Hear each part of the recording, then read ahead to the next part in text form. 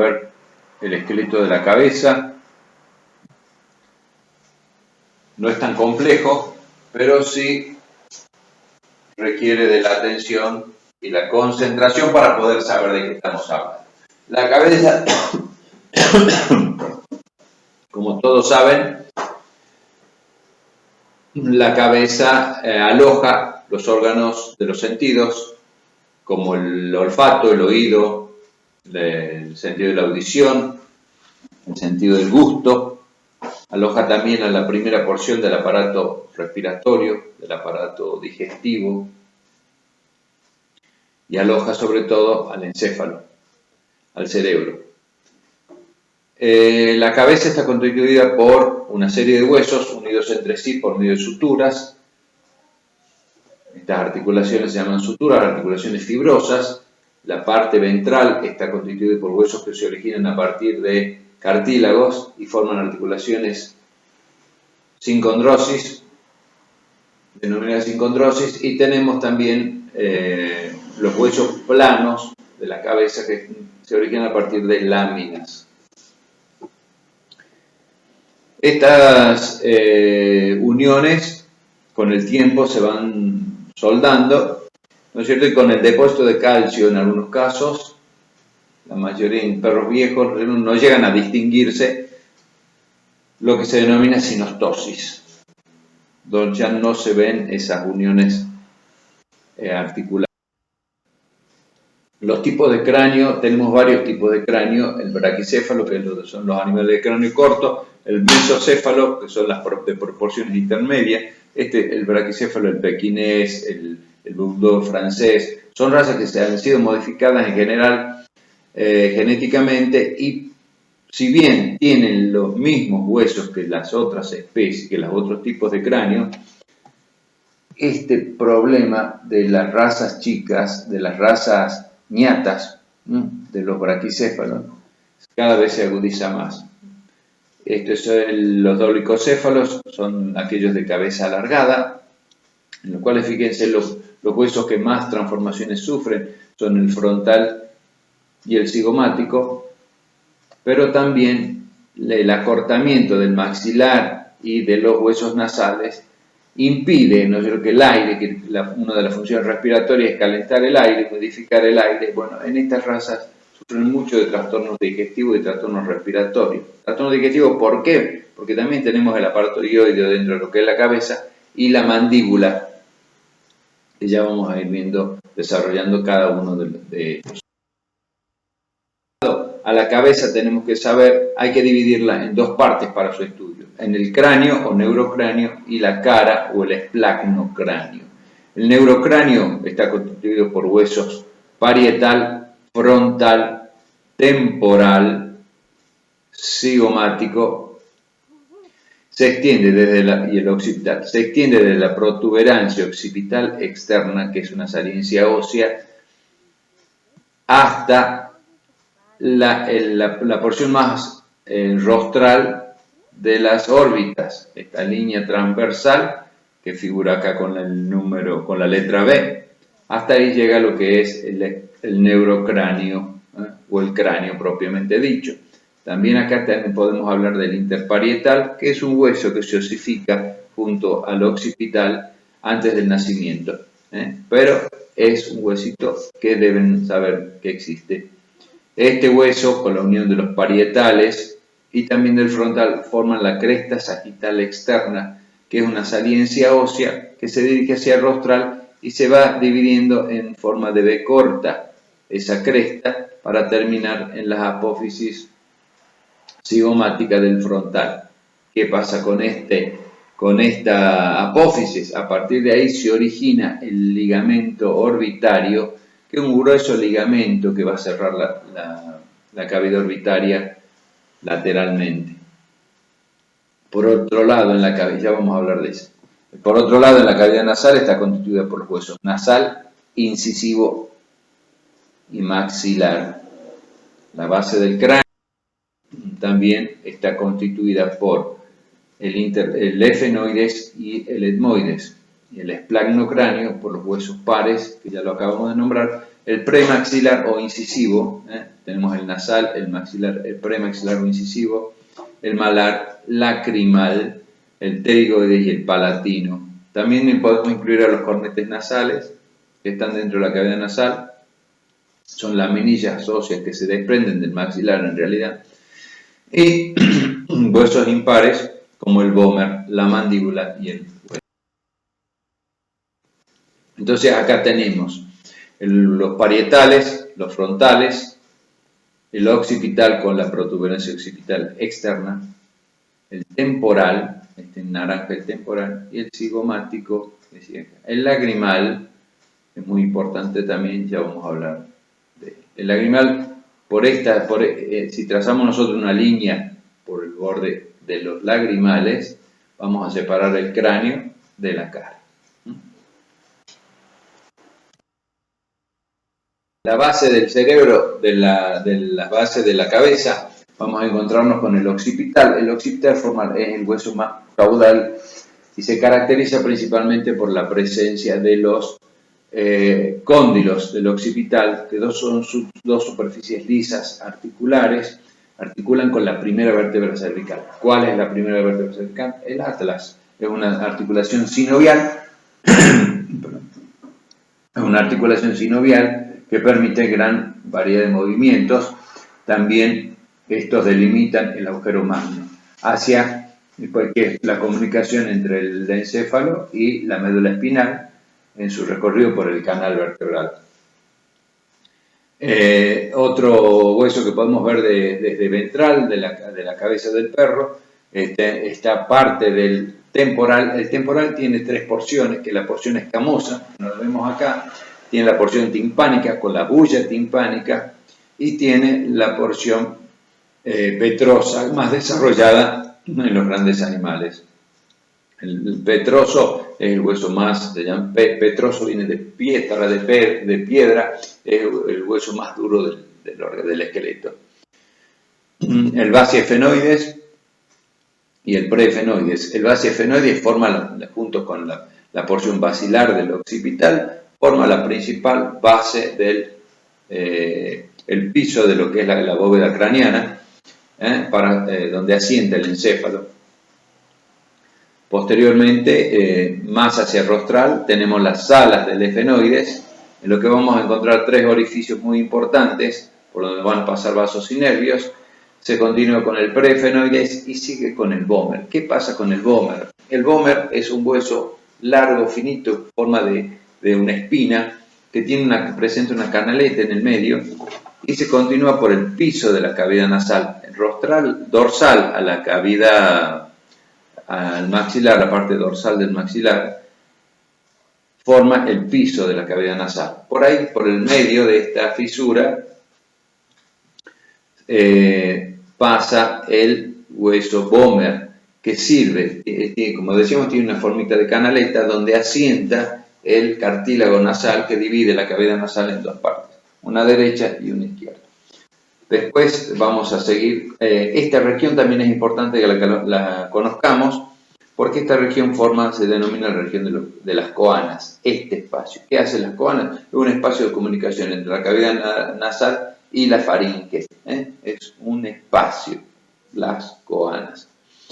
Este paladar duro, esta cara está formada por el paladar duro, que está integrada por los huesos maxilar, el palatino y el incisivo. Cuando preguntamos qué huesos forman el paladar duro, nos hablan del palatino, como si todo esto fuera el palatino, pero estamos confundidos, ya que el palatino está formado por el paladar duro, perdón, está formado por el palatino, el maxilar y el incisivo. En una vista lateral vamos a encontrar en el cráneo, propiamente dicho, el parietal y el frontal acá y el temporal. ¿Qué vemos en el parietal? En el parietal vamos a ver esta cresta sagital externa, que se forma de la unión de los dos parietales, el derecho y el izquierdo. Recordemos que es un hueso par y sirve para la inserción de estructuras musculares. Es una saliencia ósea palpable, lo mismo que el arco cigomático. El arco cigomático que está constituido por dos huesos, por el temporal, por la apófisis cigomática del hueso temporal, y también por la apófisis temporal. Esta es la apófisis temporal ¿de qué hueso? Del cigomático. Esta es la apófisis cigomática. ¿De qué hueso? Del temporal. Entonces, la unión de estos dos forman el arco cigomático, que es una saliencia ósea palpable y que sirve para la formación de el contorno, ¿no es cierto?, de la órbita que va a alojar el globo ocular. Además de eso, el hueso cigomático presenta el proceso frontal del hueso cigomático, lo mismo que el frontal, que presenta el proceso cigomático del hueso frontal. Parece un juego de palabras, pero una vez que interpreten de qué hueso es y qué forma, resulta mucho más fácil. A partir de este proceso cigomático del frontal, se desprende un ligamento, que es el ligamento orbitario, un ligamento ancho que le da forma al globo ocular, a la fosa óptica, a la cavidad óptica que va a alojar al globo ocular. En otras especies, como en el equino, esto está cerrado por completo por una estructura ósea. Visto de lateral, también vemos que el temporal tiene una articulación escamosa, es una articulación fibrosa del tipo escamoso. Esta es la porción escamosa del temporal que se va a unir hacia dorsal con el parietal. Y hacia ventral va a presentar el meato acústico externo. El meato acústico externo también es muy importante, ya que a partir de acá se origina el cartílago auditivo. El cartílago auditivo, el canal o conducto auditivo del perro, tiene una forma de una L. Se desprende de acá la porción corta y la porción larga es la que nosotros vemos cuando levantamos la oreja al perro y vemos la oreja. Esa es la porción vertical del conducto auditivo, y después viene la porción horizontal. Esto es importante saberlo, ¿por qué? Porque normalmente cuando el perro tiene conotitis la introducen el dedo, e incluso algunos veterinarios indican que hay que introducirse una gasita en el dedo con un poquito de alcohol y hacerle una limpieza. Eso está totalmente contraindicado. Solamente tienen que limpiar ustedes el pabellón auricular, o sea, la oreja flameante, esa que tienen algunos perros. Recuerden que está prohibido ya el corte de orejas, como se hacía antes en los Doberman, en los Pitbull, en los perros de pelea. Sin embargo, bueno, eso está penado por la ley, pero algunos siguen haciéndola. Bueno, les decía entonces que para hacer la limpieza del oído en los perros que tengan otitis, solamente tienen que introducir una solución fisiológica, masajearle previamente a la fisiológica, se pone una gotita para eliminar el cerumen y una membrana que se forma en las otitis purulentas, una membrana piógena, una pequeña delgada capa de células, que eso hay que eliminar, que son las que producen un aumento de secreción purulenta. Entonces eso se limpia, no se pone después, se llena el conducto de solución fisiológica, el perro sacude y ahí desprende todo lo que está en esta porción, bueno, en esta porción horizontal. Sigamos. Entonces, este es el meato acústico externo con la bulla timpánica, que se ve mejor de la parte ventral. Aquí vemos la apófisis articular, esta zona es la apófisis articular, donde va a articular la rama de la mandíbula. Y se ve acá de celestito, se ve las alas del efenoides. Las alas del efenoides, este es el proceso ganchoso del hueso pterigoides, y en las alas del efenoides nosotros vamos a ver unos orificios. Estos orificios son muy importantes ya que por ahí salen los nervios y otras estructuras que van a inervar, van a inervar los anexos musculares del ojo. También, ya vamos a hablar de eso, el nervio óptico también pasa por acá. Lateralmente también vemos el cigomático, hemos dicho con la apófisis temporal del hueso cigomático, con la cual articula con el temporal. Y en este espacio entre el cigomático y el temporal hacia el rostral tenemos este huesito que es el lagrimal. El lagrimal tiene presente en esta zona, en esta región, lo que se llama la fosa lagrimal, que a partir de ahí van a ser el conducto nasolagrimal que lleva las lágrimas, que son producidas por la glándula lagrimal que se encuentra en esta región. La glándula lagrimal, las lágrimas drenan porque si no tendrían todos los ojos llorosos permanentemente, que pasen algunos perros, sobre todo en los pequinés, cuando en los pequinés, en los caniches, que pasa el conducto, la lágrima cae directamente por el canto medial del ojo y siempre tienen manchado el ojo. ¿Por qué? Porque se obstruye el conducto nasolagrimal que desemboca en el piso de la cavidad nasal, cerca de la abertura del hocico, de las narinas, en el piso, y eso humidifica el aire que es inspirado, que entra por la cavidad nasal. Esa es una de las funciones. Eso es fácil de determinarlo por medio de una gotita de fluoresceína que ustedes colocan acá, es un líquido verde brillante. Al ratito, a los 2-3 minutos ya tiene que aparecer goteando por la nariz del perro o del gato. Eso se desobstruye fácilmente. Por otro lado, en la cara, lateralmente a la cara, encontramos este principal hueso que forma los laterales de la cavidad nasal y el techo, la mayor parte del techo del paladar duro, que es el hueso maxilar. El incisivo se articula con el nasal, acá que se ve una lineita roja, hacia dorsal, y también con el maxilar. ¿Qué características tiene el maxilar? Ya lo vamos a ver. Bueno, esta es la cresta sagital externa. Hemos dicho que sirve para inserciones musculares, para el macetero, para el temporal, para esos músculos que forman parte de la cabeza. Esta cresta sagital externa internamente también representa lo que es la cresta sagital interna, a partir de la cual se desprenden las membranas, estamos hablando del lado interno de la cavidad craneana, se desprenden las membranas que envuelven al encéfalo, las meninges, que dividen al encéfalo en dos porciones, una derecha y una izquierda. Esta cresta sagital entonces se desprende, se continúa hacia el rostral, siguiendo por el hueso frontal y tienen esta forma de V, esta cresta, para formar las estructuras que recién hablábamos, esta apófisis cigomática del hueso frontal, que se va a desprender de acá. ¿Qué cosa? El ligamento orbitario que cierra esta bóveda. Nosotros vamos a ver la cresta nucal. La cresta nucal es parte del hueso occipital, la cresta nucal. Esta es la protuberancia occipital externa y toda esta forma de herradura está formando la cresta nucal. Es una cresta rugosa que sirve para la inserción de los músculos del cuello. Los principales músculos del cuello se insertan en la cresta nucal. Superficie ósea palpable de la cabeza también. Y acá vemos la fosa temporal. Por la fosa temporal sale la rama de la mandíbula.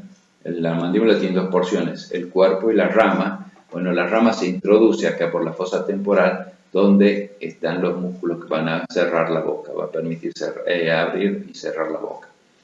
La fosa temporal, y de acá sale también lo que habíamos dicho recién, la apófisis cigomática del temporal. Esta es la porción escamosa del temporal, toda esta es la porción escamosa. ¿Por qué se llama escamosa? Porque articula con el parietal y tiene forma de escamas. Ese hueso, si se separan los huesos, vamos a ver, tiene forma de escamas y se intercalan con las escamas del parietal. Este es el occipital. La vista está buenísima, porque acá se ve la protuberancia occipital externa, la cresta nucal, cómo se une el occipital con el parietal, con la porción petrosa. Esta sería la porción petrosa del temporal, está más desarrollada en el equino, la porción petrosa. Y vemos los cóndilos que van a articular entonces con la primera vértebra cervical. Se separan poco por ventral, pero están mucho más separados por dorsal. Toda esta superficie rugosa presenta unos pequeños tubérculos donde se van a insertar los músculos del cuello. Lateral a los cóndilos de lo occipital tenemos los procesos paracondilios, muy desarrollados en las grandes especies, para inserción de los principales músculos laterales del cuello. Esto es una vista caudal. Este es el agujero magno por donde sale la médula oblonga para continuarse con la médula espinal. Entonces, los cóndilos, el agujero magno Y en la porción basilar del occipital, esta es la porción basilar del occipital, vamos a encontrar hacia los dos laterales los orificios hipoglosos. El foramen hipogloso para la salida del nervio hipogloso. Craneal a este y limitando con la bulla timpánica pertenece al hueso temporal y aloja algunas de las estructuras de los huesecillos del oído medio, algunas estructuras del oído medio. El foramen yugular, donde van a salir, sale la vena yugular que drena el encéfalo, pero aparte, por el foramen yugular salen tres nervios importantes, el glosofaringio, el vago y el accesorio salen por el foramen yugular. Hacia rostral continuamos con el efenoides, que se denomina basiefenoides con las A, las del efenoides, el preefenoides, en este colorcito más azul, y se continúa con el vómer. Esta región, acá sobre el hueso palatino, se inserta el paladar blando. Viene el paladar duro y se continúa con el paladar blando, que es corto en el perro, en estas especies cortas, salvo en el caballo, que es donde el paladar blando es mucho más largo, prácticamente llega hasta el epiglotis. Las coanas, este espacio virtual se denomina las coanas, que es el espacio por donde se comunica la cavidad nasal con la faringe, con la nasofaringe. Este espacio se denomina espacio coanal o las coanas, la región de las coanas. Hacia los laterales vamos a ver las alas del efenoides, que presentan tres orificios, de los cuales ya vamos a hablar. Acá tenemos la apófisis ganchosa del pterigoides, que sirve para donde se va a insertar también la que sostiene la faringe. Bueno, aquí están las alas del efenoides. Vamos a tratar de sacar estas dos apófisis que forman el arco cigomático para poder identificar bien las estructuras que tenemos acá, como la fosa óptica, la fosa pterigopalatina y una cresta que está ahí. Entonces, en las alas del efenoides, la fosa pterigopalatina, esta es la fosa pterigopalatina, esta es la fosa óptica. Vamos a encontrar tres orificios, de dorsal a ventral, son los siguientes: el canal óptico, por donde va a pasar el nervio óptico, va a ingresar el nervio óptico, que va a inervar al ojo, la cisura orbitaria, y el foramen alar caudal. ¿Qué pasa? Por estas estructuras pasan principalmente vasos y nervios que van a irrigar y van a inervar principalmente la musculatura del ojo. Por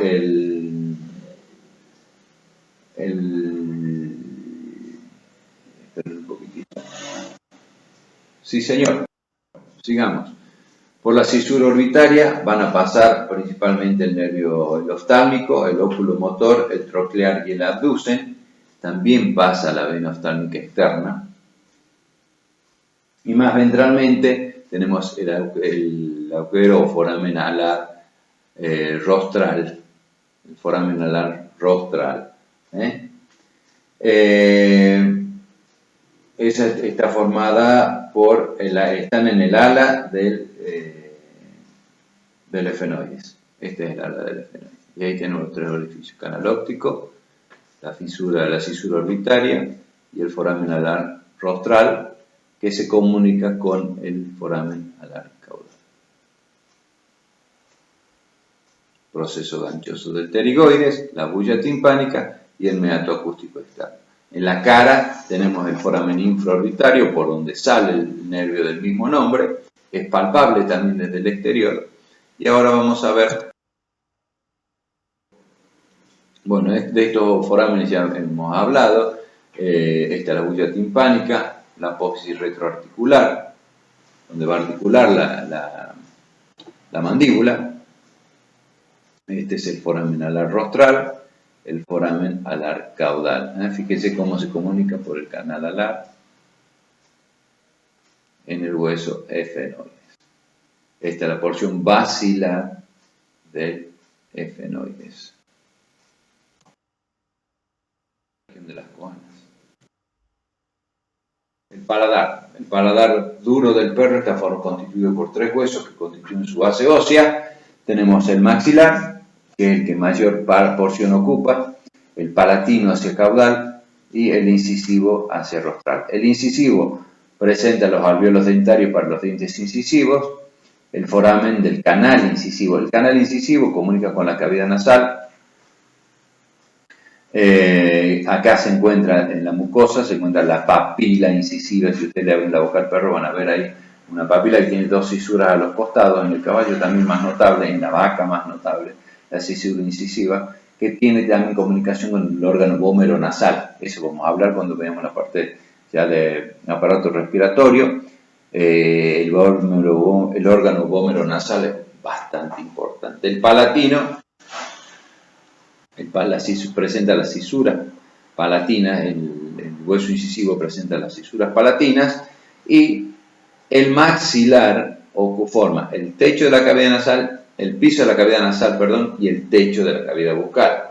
También presenta alvéolos dentarios para los premolares y los molares, y esos alvéolos están recubiertos por unas láminas óseas que los separan de los senos nasales que tiene este hueso. Tiene unas cavidades dentro del hueso que son los senos paranasales. Esos senos paranasales sirven para alivianar el peso de la cabeza, que son espacios dentro del hueso que están llenos de aire y de mucosa, obviamente. Ese aire ingresa por los meatos, por unos espacios que hay en la cavidad nasal, ingresa el aire por ahí se renueva el aire. Cuando uno tiene sinusitis, bueno, el perro también tiene sinusitis, el caballo también, la vaca también tiene sinusitis. En la vaca, por ejemplo, el hueso frontal forma la mayor parte del techo de la cavidad craneana, y eso sirve, por eso la vaca es mucho más resistente que el caballo, que el perro, a los golpes de calor, justamente porque el hueso frontal tiene los senos frontales que hacen como membrana aislante, como un espacio aislante para el calor en estos animales. Si nosotros acá en esta imagen extraemos el arco cigomático y vamos a ver la órbita que contiene al globo ocular y las estructuras accesorias. ¿Cuáles son las estructuras accesorias? Bueno, los vasos, los nervios, los músculos, todas esas están encerradas en la órbita, y está el globo ocular en la órbita o fosa orbitaria. La fosa pterigopalatina que hemos hablado recién, que está separada de la órbita por la cresta orbitaria. En la cresta orbitaria se inserta la membrana, una membrana fibrosa, que separa lo que es la órbita propiamente dicha. O sea, el globo ocular no está flotando acá, está envuelta por una membrana orbitaria fibrosa que se inserta en esta cresta orbitaria ventral. Ahí vemos los orificios para la salida del nervio óptico, también para la salida de los nervios que recién vimos. Y vamos a hablar ahora de lo que es la mandíbula, que contiene también a los incisivos inferiores, a los molares inferiores. La mandíbula es un hueso impar, sin embargo está formado por 2 ramas, la derecha y la izquierda, que no se unen firmemente en la línea, a la altura de la línea media. A partir de ahí se dividen, se van separando en forma de V corta, y en el medio de la mandíbula, de las 2 ramas de la mandíbula, del cuerpo mandibular, se encuentra la lengua y otras estructuras glandulares también. Glándula submandibular, una parte de la sublingual, las glándulas sublinguales, una parte de las glándulas mandibulares, se encuentran entre las 2 ramas de la mandíbula. También presenta los alvéolos dentarios y presenta en general el perro entre 2 y 3 agujeros, 2 o 3 agujeros mentonianos, por donde salen los vasos y nervios alveolares inferiores. ahí vemos entonces una vista ventral, el incisivo, todo esto es paladar duro, con el incisivo, el palatino, el maxilar, con el número 2, el palatino, con el número 3. Fíjense, el orificio, el agujero magno del occipital. Todas son las suturas, ahí vemos los huesos bien claritos, ¿no es cierto? El frontal, el incisivo. Una pregunta que podemos hacer sobre el incisivo es ¿con quién se relaciona? Manuel, ¿quieres saber qué después tú harás? Ya te aviso. Otra, dame 2 segunditos. Sinovial, que es el luxo, obviamente, ¿no es cierto? Hay perros cuando por ahí muerden la mandíbula y muerden un hueso y se produce una luxación o subluxación de la articulación mandibular. Sínfisis mandibular, que es el extremo de la mandíbula, el borde más rostral, no se osifica por completo en el perro y las mitades se separan con facilidad. La fosa macetérica presta intención al macetero. Estamos hablando de la mandíbula. El proceso condilio se articula con el temporal y el foramen mandibular es del lado medial. Nosotros tenemos el foramen mandibular, que es por donde ingresan los nervios alveolares inferiores y los vasos y sale por el foramen mentoniano, por el agujero mentoniano que está en la cara lateral. Entonces, del lado medial está el agujero mandibular y del lado lateral está el agujero mentoniano, que es por donde ingresan los de caudal a rostral, ingresan los vasos y los nervios y por rostral salen. Y por último, tenemos el aparato dioide. El aparato dioide también se considera una sola estructura impar, a pesar de que está constituido por varios huesecitos impares. Es la forma que tiene el encéfalo, o sea, la cabeza, de sostener a la lengua y a la tráquea. Entonces la cabeza sostiene a la lengua y a la tráquea gracias a este sistema de huesecitos. Acá el puntero se mueve, no sé por qué. Bueno, entonces, ¿cuáles son los huesos? Tenemos el estiloioides, es el que articula con la base del cráneo, el epioides, el ceratoioides, el basioides. ¿Cuál es la importancia del basioides? Que ahí se inserta la lengua, la base de la lengua. Entonces, cuando el animal deglute, esto se levanta, se cierra la epiglotis y el bolo alimenticio pasa por dorsal. Y después el tiroioides, porque articula con el cartílago tiroides de la laringe. En el medio de estos dos, del epioides, se encuentra la faringe en esta región. Ustedes pueden palpar este hueso, este aparato dioideo del lado externo, pero también al extender la lengua, ustedes pueden observar en las laterales. Es muy importante la ubicación anatómica, que sepan la ubicación anatómica de este aparato dioideo, porque a partir de ahí ustedes tienen estructuras como por ejemplo en el equino, y se ve como unos rebordecitos cuando ustedes sacan la lengua, estiran la lengua del animal, se ven unos rebordes en los laterales de la faringe. Y por ahí es importante en el equino sobre todo porque ahí ingresan las bolsas guturales, que es una estructura que solamente se presenta en el equino. Pero acá en el perro también puede ver un huesito dioides, un aparato dioides bien armado. Los huesos tienen mucha parte cartilaginosa, pero ven, no lo vayan a confundir con un dedo deforme. Bueno, estos son los huesos del aparato dioide. Este es el basioide, que une las dos partes, derecha e izquierda, y ahí se inserta la lengua. En las grandes especies tiene la apófisis lingual, en donde la base de la lengua lo usa para insertarse ahí y para trabajar conjuntamente con el resto de las estructuras. Bueno, eso es todo por ahora. Hasta la próxima clase. Este señor que está acá es el doctor Horacio de la Rosa, que es uno de los promotores de la carrera veterinaria y ha sido durante muchos años el jefe de anatomía 1 y 2.